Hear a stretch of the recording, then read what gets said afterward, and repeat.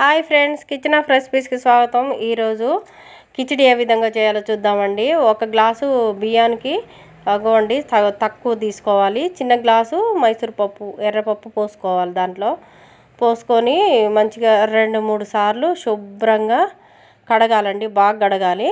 కడిగి కొద్దిసేపు నానబెట్టుకోవాలి వాటర్ పోసి. ఒక చిన్న గ్లాసు 2 పచ్చిమిర్చి, అల్లం పేస్ట్ కొద్దిగా, ఆయిల్ 4 స్పూన్స్, సాల్ట్ కొద్దిగా రుచికి తగినంత, కొత్తిమీర కొద్దిగా, మన ఆలు 2 పొట్టు తీసి మీడియం సైజు కట్ చేసుకోవాలి. మన కరివేపాకు 2 రెమ్మలు, పసుపు కొద్దిగా, ఉల్లిపాయ 1 చిన్న ముక్కలు కట్ చేసి పెట్టుకోవాలి. ముందుగా ఒక స్టవ్ మీద గిన్నె పెట్టుకొని 4 స్పూన్స్ ఆయిల్ పోసుకోవాలండి. ఈ విధంగా 4 స్పూన్స్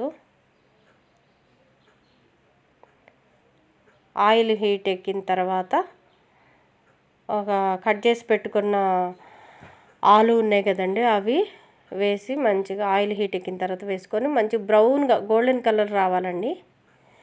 గోల్డెన్ కలర్ వచ్చినాక అవి ఒక గిన్నెలోకి మంచి పక్కకు తీసుకోవాలన్నమాట. గోల్డెన్ కలర్ వచ్చినాయి చూడండి, ఆ విధంగా వేయించుకోండి. పక్కకు తీసి పెట్టుకొని ఉల్లిపాయ పచ్చిమిర్చి వేసుకొని మంచిగా వేయించుకోవాలి. కొద్దిగా పసుపు వేసుకోవాలండి. పచ్చివాసన పోయే వరకు అల్లం పేస్ట్ వేయించుకోవాలి. కరివేపాకు కొద్దిగా వేసుకోవాలి. కొత్తిమీర కొద్దిగా వేసి కలుపుకోవాలండి. మంచిగా అన్నేసి కలుపుకున్న తర్వాత 2 గ్లాసులు వాటర్ పోసుకోవాలి. 1 గ్లాసు బియ్యం పప్పుకి 2 గ్లాసులు వాటర్ పోసుకోవాలి. వాటర్ బాగా మంచిగా మరగాలండి.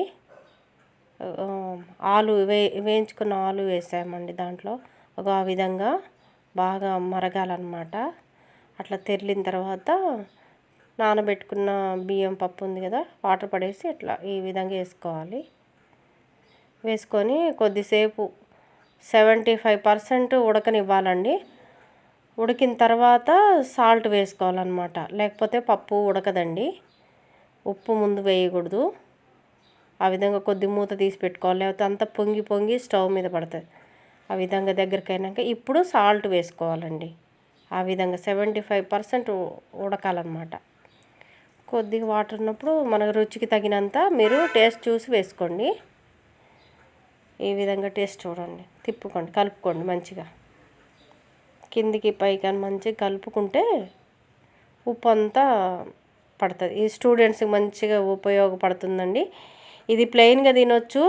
మంచిగా చట్నీలు ఏ చట్నీ అయినా వేసుకొని వేడిది తింటే చాలా టేస్ట్ ఉంటుందండి.